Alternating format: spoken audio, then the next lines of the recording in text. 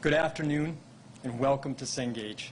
We are thrilled to be here today and excited to be hosting the Governor, Secretary Acosta, the leadership team from Apprenti. My name is Jim Chilton. I'm the CIO here at Cengage, and I'd like to take a minute and tell you a little bit about who we are and what we do. First of all, we're a global education and technology company that's focused on delivering learning digital solutions in 5 distinct markets: higher education, workforce skills, secondary education, research, and English language teaching. One of the things that makes us special is that we've spent the last 100 years with our learning products being used by millions of people throughout the world. That's something we're particularly proud of. And if you look and feel the culture of the company, one of the things that you would hear and see is that we are a learning-first company. You'll hear that all the time. We'll often also say that we are a company of learners built for learners. And we actually believe that. But one of the things that we're facing right now is that we are leading a transformation in our industry. And that transformation is dependent on technology. That's at the core of the transformation. And the enablers are technologists. And it's probably no surprise to you that finding technologists, recruiting them, retaining them, developing them is really, really hard and really challenging, not just here in Boston, in the entire country, and arguably the world. So about 4 years ago, we started a partnership with a company called Apprenti. And in that time, we've added 14 apprentices to the Cengage family. Many of those apprentices are on my cybersecurity team. Matter of fact, 2 of them are here today, Valerie and Tom. And when you look at the contribution that they've made for us, it is just as valuable as all the other technologists that we have in the company.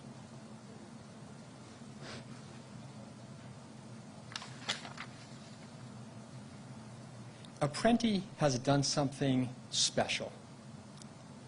They've opened up opportunity in the Boston and Massachusetts area, and they've strengthened the talent ecosystem for which we all depend upon. And that matches really, really well with the things that we're doing here at Cengage around education for employment. And you bring those 2 things together, and we are having amazing results. We're quite proud of what we're doing. We need to encourage more of you to do that. So, what is clear to us is that the apprenticeships is a critical to future employment and workforce engagement going forward. Together, we are changing people's lives for the better, and you don't get to do that every day. So if you think about the business challenge that we're faced with in transformation and the things that we're trying to do with the people that can help us, we're really, really excited about that. So, at this time, it's my privilege to introduce Governor Baker to talk about why we're all here today. Thanks, Jim. So good afternoon, and I want to thank Jim and the team here at Cengage for hosting us today, and I especially want to thank you for your participation in LWD's apprenticeship program. One of the things we talk a lot about in workforce development are programs at work, and this program in particular has shown enormous promise over the course of the several years that it's been in operation, and in some respects the 2 biggest drawbacks it had have been availability of resources and availability of participants. One of the things that happens when a program like this one starts to succeed, thank you for being here, is you end up with a different problem on the other end, which is availability of companies that have an opportunity to participate. And having Jim and the folks at Cengage engaged in this and able to start talking to others about why it would be important for them to participate is a critically important piece of this puzzle. The more employers we can get to engage in this, the more opportunities we're going to create for people to take advantage of this program and to be able to use this model to further advance their own careers here in the Commonwealth. As Jim mentioned, there are 14 folks who've been through this program since 2019. The vast majority of them are women and people of color. The initial cohort has completed their training, and additional apprentices are currently being trained now. They also train apprentices in competitive fields like software analysis and IT support to go along with the work that these folks are doing in cybersecurity. The average salary for the folks that are participating in this program before they started the apprenticeship program was around $30,000 for those who completed the program and are converted to full-time employees at Cengage. The average salary is almost $65,000, which is obviously a very significant increase with plenty of upside opportunity going forward. The model works. It provides workers with very valuable skills and experience in a compressed time frame, which enables them to move up the economic ladder, and it helps employers grow and train and retain homegrown talent, especially at a point in time when many employers are looking for talent to deal with open jobs as the economy continues to reboot in a post-pandemic environment. And that's why apprenticeships are one of several job training tools that our administration is focusing on as we seek to strengthen our workforce throughout this economic recovery. And it's why we filed legislation to invest about $240 million to expand apprenticeships, English language learner programs, rapid reemployment opportunities, and a whole series of other job training opportunities for people here in Massachusetts. And it's why we filed it when we filed it, which at this point was over 2 months ago. We propose to use these funds as part of a larger initiative to turbocharge our existing job training programs to basically make sure that we did everything we possibly could here in the Commonwealth to create opportunities for folks as we continue to see the economy recover, but in addition to that, as we come to the end of some of the emergency unemployment programs that were operated and supported, operated jointly between the state and the feds, but financed primarily by the federal government. Sometime this fall, about 300,000 people will lose those enhanced unemployment benefits when they end the week of September 4th. We think it's critically important that we do all we can here in Massachusetts to make sure people have opportunities to find their way back into the job market. This is one of many. And many people have. In June, our unemployment rate fell below 5% for the first time in a very long time. And as we approach that September deadline, we're working with the employer community to try to connect as many folks who are looking for work with folks who have open job opportunities. Secretary Acosta and her team are planning a statewide virtual job fair from August 16th through August 20th, where workers will be able to virtually connect with employers from across the Commonwealth. We're contacting current unemployment claimants to encourage them to attend the job fair and to connect with other career service opportunities, and also to work with the employer community to do all we can to spread the word on the available opportunity associated with this job fair. Secretary will talk more about this in a minute, and you can learn more about the job fair at mass.gov/jobfair.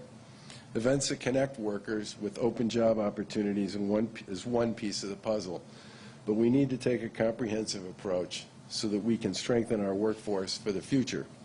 We also need to get workers the skills that will help them connect with the good-paying jobs that are available here in Massachusetts, and especially those in high-demand fields. And that, again, is a big part of why we put a $240 million proposal in front of the legislature and hope and anticipate that at some point we'll have an opportunity to put those dollars to work on behalf of the people who are looking for work here in the Commonwealth of Massachusetts. The federal government obviously sees value in these programs and Massachusetts' approach to expanding them. Earlier this year, we applied for and received a $4 million grant from the feds to expand our apprenticeship programs based on what they'd seen with the work we've done so far. It has a particular focus on creating training and employment opportunities for communities hardest hit by the pandemic. That's exactly where we think we should be sponsoring a lot of our efforts and our programming, and especially working in conjunction with people of color, folks with disabilities, and also working moms. All communities that in many respects had the toughest time during the course of the pandemic. It's also targeted towards some of those high-demand fields we know we have here in Massachusetts: healthcare, clean energy, IT, and advanced manufacturing. The grant will enable us to connect with about 500 individuals and to connect them with employment through the apprenticeship program over the course of the next several years. The federal grant will give us the ability to hit the ground running, but obviously we believe there's much more that we need to do. We released a Future of Work report about a month ago, which outlined some significant long-term job training needs that we here in the Commonwealth and the people of Massachusetts are going to face. The report concluded that somewhere between 300,000 and 400,000 people may need to transition to different occupations or occupational categories over the next decade, primarily as a result of the acceleration in the way people work, how they work, and what jobs are available that was brought on by the pandemic. The report makes clear that Massachusetts is poised to see growth in our healthcare space, our life sciences, and in our technology sectors.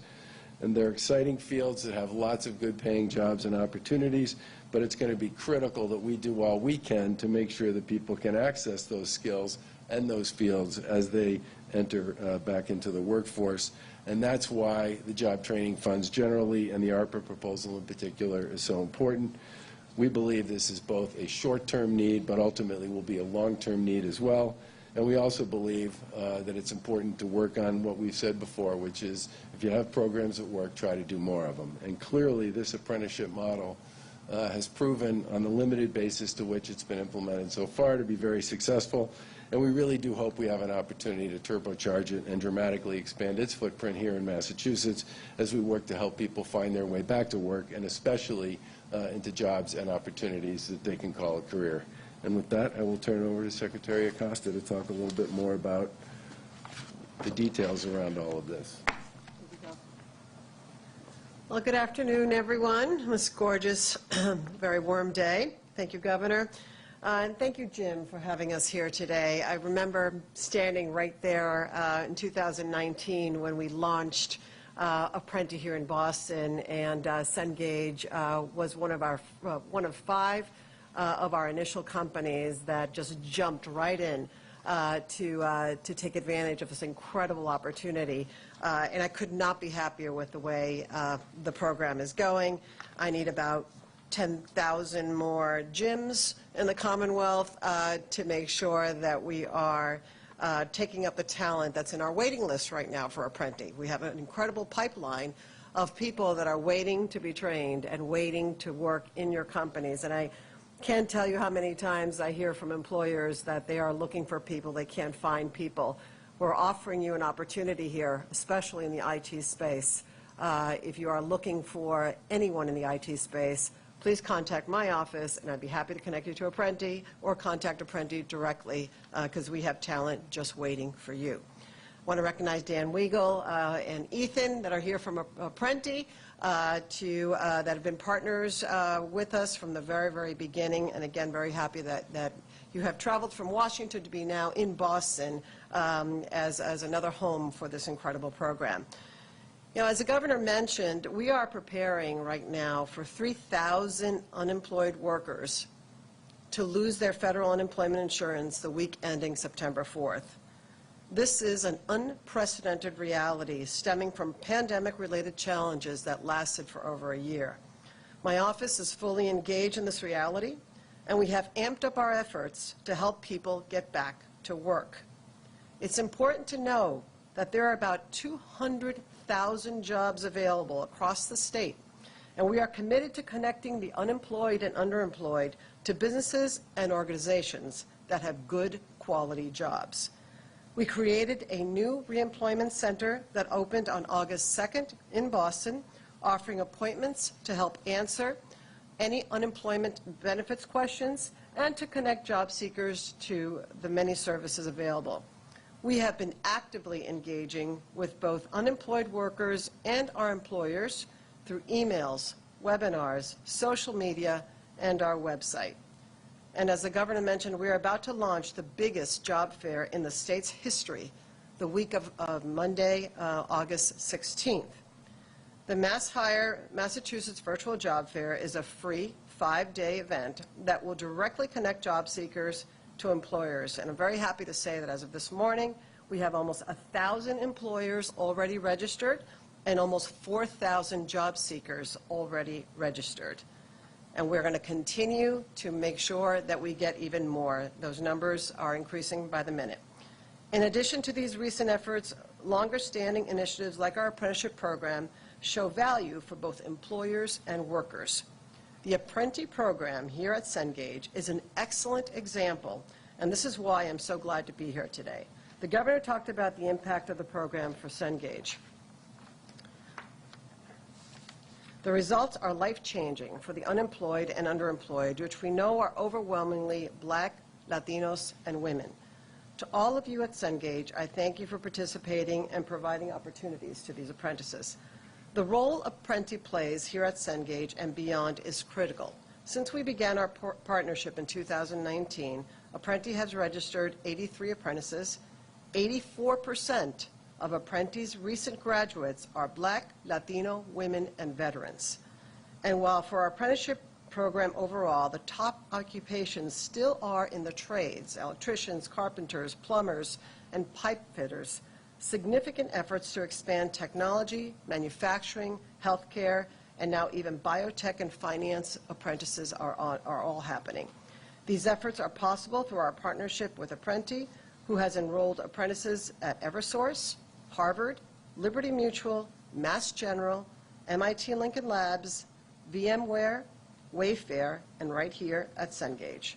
The $4 million grant the governor mentioned from the U.S. Department of Labor will enable partners like Apprenti and Cengage to access additional training funds for apprenticeship programs in the tech sector. More training opportunities for software developers, cybersecurity analysts, and IT business analysts will be available. Such high-demand jobs are essential in our efforts to provide workers with transformational opportunities in the tech industry. While these efforts are impressive, we can do much more. I recently testified before the legislature about the importance of investing in our workforce, right now and in the future. The administration's proposal of a $240 million workforce investment from the American Rescue Plan Act will help 52,000 unemployed and underemployed workers through our existing programs. As demonstrated today, these existing programs are proven and successful. This $240 million investment will provide real and life-setting consequences, creating a more equitable and resilient economy. Thank you, and now I will turn it back to the governor. Thank you, Secretary. And again, Jim, thanks to you and your team for your support of this program. Questions? Anybody got an on-topic question? You guys must have done a heck of a job explaining the program. Okay. In light of a dozen plus mass communities implementing mass mandates, many of that have been asked before, do you foresee any situation of this, something like this coming from the state level? I think communities are doing exactly what we hoped and anticipated that they would do, which is making the decision that makes the most sense for them. The Commonwealth of Mass has the second highest vaccination rate in the country, and depending upon how you do the math, we're somewhere between 15 and 20 points better than the national average when you look at the percentage of kids between the ages of 12 and 19 who are vaccinated. We have dozens and dozens of vaccination clinics set up in conjunction with school departments and with cities and towns between now and the time school starts and into the beginning of the school year, and I fully expect you're going to have communities that will probably be north of 80% of their kids at the 7 to 12 grade level will be vaccinated by the time school begins. With respect to kids from K to 6, we have a strong recommendation out there that communities do mask those kids because at this point in time vaccines aren't available to them. We expect and anticipate at some point this fall, based on what the feds have been saying, that there will be an EUA, an emergency use authorization, issued for vaccines for kids in that category. And at that point in time, we'll do everything we can to help school districts and kids and families who want to get vaccinated. We've also made our pool testing program available, which was a big success last spring. About 1,000 schools participated in it. We're making that program available to any school district and any school in Massachusetts, public school, that wants to participate. And I think you put all those things together, and we are perfectly positioned to make sure that kids and adults will be safe when they go back to school, and we fully expect everybody to be in person. Acting Mayor Cheney today, she did a mandate that all 18,000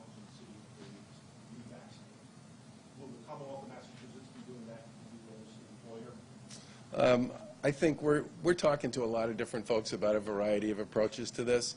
We've said for a long time that our objective on vaccinations is to do everything we can to make it as easy as possible for people to get vaccinated. That strategy has worked. More than 80% of adults in Massachusetts have at least one shot, and as I said before, we're the second best, we're the best by a mile among the big states, but among all states, we're the second best in terms of vaccinations, and we continue to vaccinate a significant number of people every week. And that strategy of making vaccines available wherever and whenever it suits people has proven to be an effective strategy, and I think that positive incentive approach has worked well for us. Is 80% good enough? People have asked me before sort of what's the end game, and the end game is more than yesterday.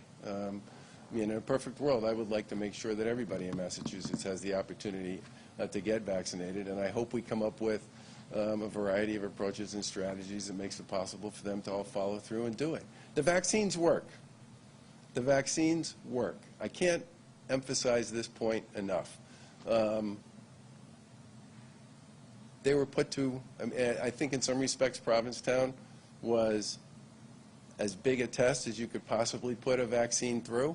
The significant number of people who were there were vaccinated. It was an enormous crowd on a 3-day rainy weekend in Provincetown where everybody talked about the fact that it was a lot of close quarters in restaurants and bars and households. And yet, in a cluster with more than 1,000 people, only 7 people were hospitalized, and 1 person died, and the person who died had a lot of complexities. And I think in some respects, the vaccines have proven their effectiveness, and we should do everything we can to encourage people to get vaccinated. What are you hearing from the command centers in terms of the Delta variant here in Massachusetts? Every day we're hearing it's going on a little bit more. Yeah. We're not like some of the southern states and other parts of the country. We have the second lowest hospitalization rate per capita in the country, which is actually better than we were last week. And we have and we're in constant contact with our colleagues in the healthcare community about what's going on and what they're seeing every day.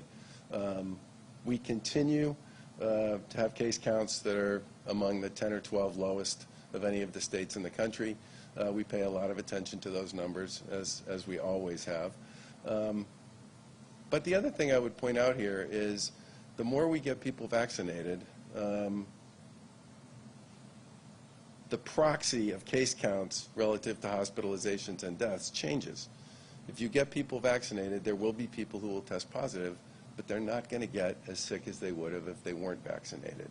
And I think in some ways, the most important thing we need to focus on is continuing to get people vaccinated. And the fact that we've actually seen a bit of an uptick in our numbers of first doses over the course of the past 10 days to 2 weeks is a good sign, because the other thing I would say is in Massachusetts, and again, this is a big shout out to the people of the Commonwealth, folks in Massachusetts who get a first dose almost always get a second dose. We have a very high take-up rate among those who got the first dose.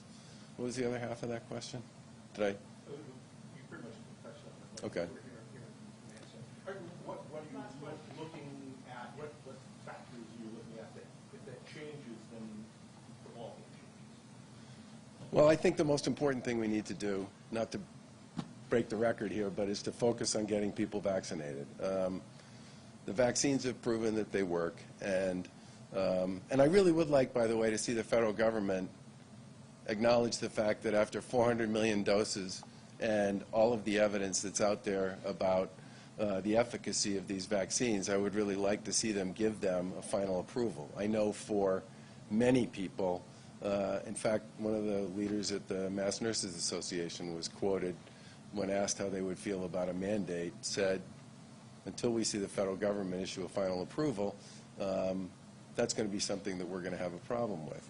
I think there are a lot of organizations out there that are waiting for the federal government to take that final step, and I think it would make a big difference in how many of them think about the questions associated with vaccinations generally, and I think it would make a big difference to a lot of the people that we talk to with our door-knocking exercises and a lot of our community-based vaccine clinics. I think you asked me about the feds? Give me the question, Steve. It started with the feds, didn't it? Well,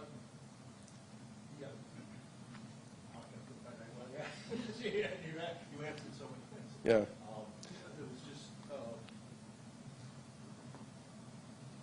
I guess what I would say is that from our point of view, hospitalizations, vaccinations, deaths, cases, we track them all, and we pay a lot of attention to them.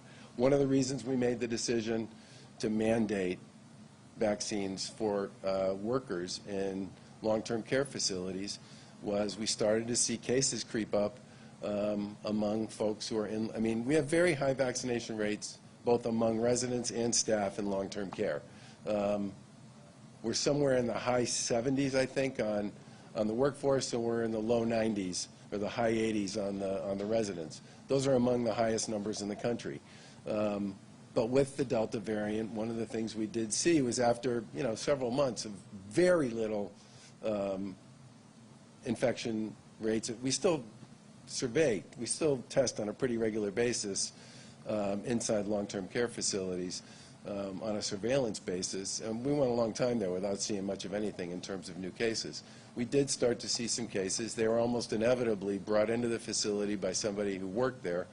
And because those are among the most vulnerable people in the Commonwealth, those are in long-term care, we made the decision to require, and we talked a lot to the senior care organizations, we talked to the unions.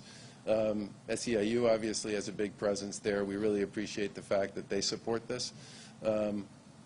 We made the decision to implement a requirement that if you work in a long-term care facility, if you do contract work in a long-term care facility, we expect you to get vaccinated, fully vaccinated by, I think it's the 10th of October.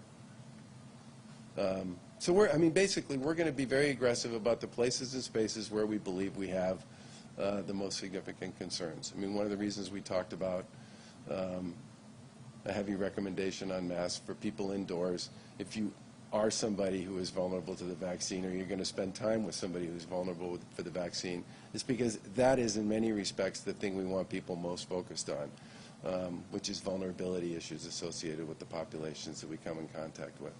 But the big message is always going to be we want to do everything we can to get more people vaccinated, because that is in many ways one of the surest and best ways somebody can protect themselves, their family, their coworkers, their friends, and their neighbors. Thanks, everyone.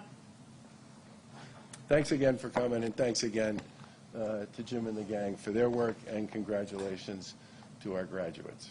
And we look forward to continuing to expand this program going forward. Thank you, Jim. Thanks, Jim.